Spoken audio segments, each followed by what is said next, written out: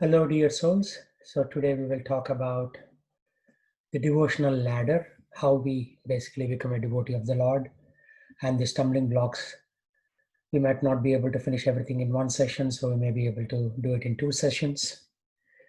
And the focus would be on removing the unwanted things from the heart, also known as anartha nivritti. So, this ladder is we start off at doing ugra karma or vikarma, and then we gradually mold our life to come to the karma kanda and then further improve upon it and make it the karma yoga, doing karma for Krishna, and then morph into jnana yoga, dhyana yoga, and finally bhakti yoga, especially the raganuga bhakti or the vaidhi bhakti with bhava. So bhakti initially starts with sadhana bhakti and then gradually matures to raganuga bhakti.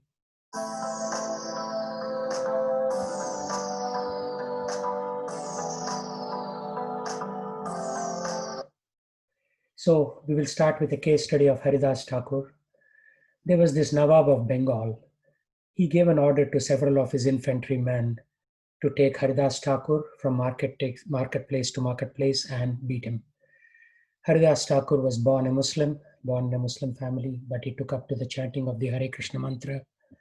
So obviously, the Nawab did not like this, and hence the order to flog him in every marketplace. So although Haridas Thakur was beaten in 22 marketplaces, he kept on chanting the holy name.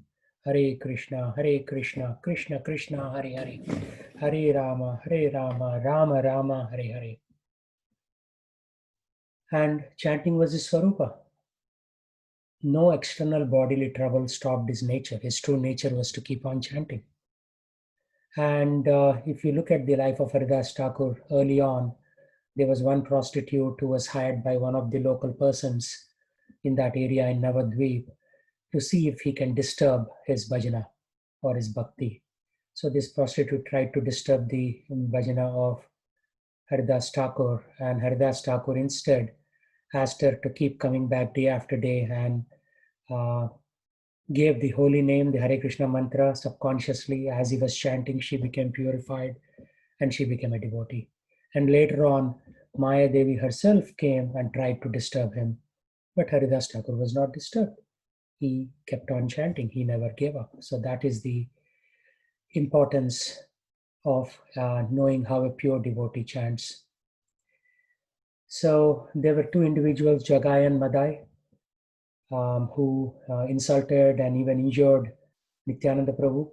Chaitanya Mahaprabhu becomes very furious and he tries to invoke his Sudarshan Chakra to cut off the head of the individual who insulted Nityananda Prabhu.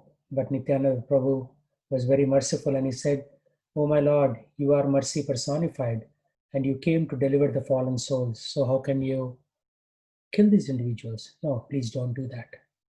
And at that point, Chaitanya Mahaprabhu, after a lot of debate with Nityananda Prabhu, finally says, "Yes, I will not kill them, but I will kill their propensity to sin." And at that point, Jagai and Madai become the devotees of the Lord. So Rompad Maharaj Swami says, the way to overcome false ego is to cultivate real ego.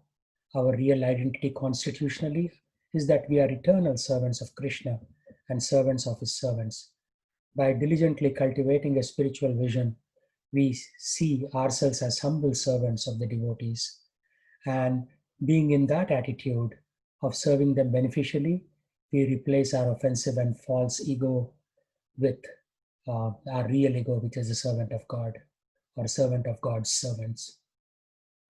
So our Acharya has described that the only way to rectify offenses or aparadhas committed against devotees is to seek the forgiveness of the same devotee and render service to them and please them. When we cultivate a spiritual conception of ourselves and of all other devotees, then it becomes easier to overcome the false ego and take these above mentioned steps.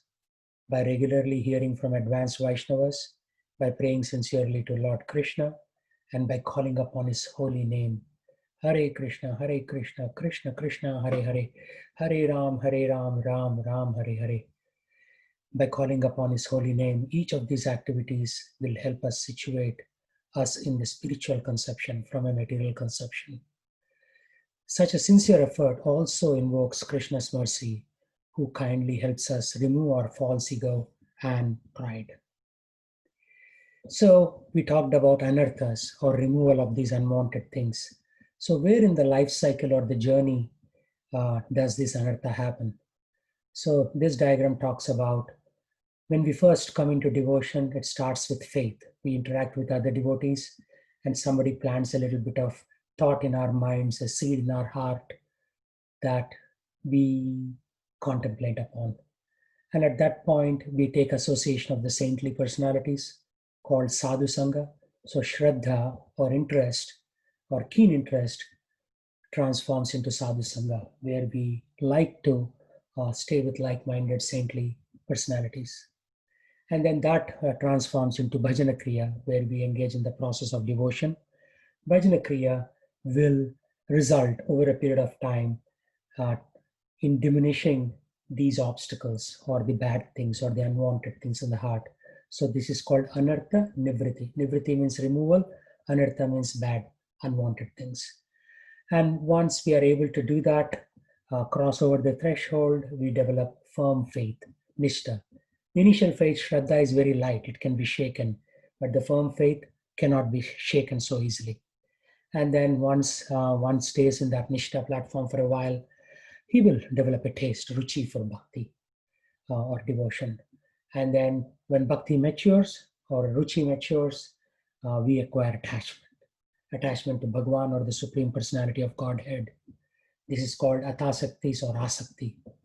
And then that transforms over a period of time to pure spiritual emotion, bhava. So in the pure spiritual emotion, you have this mood that, oh, maybe Krishna will show up today. Maybe he will have his presence in the living room. Or maybe as I'm walking, I will see him. So you start thinking of Krishna everywhere. And then bhava, when it gradually matures, it becomes prema, or the rapturous love. Rapturous love means it's very spontaneous. It just comes to us. We don't have to separately endeavor for it. So Srila Rupa Goswami Prabhupada delineates this sequence in his book, Nectar of Devotion. Adau Shraddha Tata Sadhu Sangha Tata Bhajana Kriya Tato Anartha Nivritihi Syat Tato Nishta Ruchis Tataha. So in this way, the cycle continues. Thank you. Hare Krishna.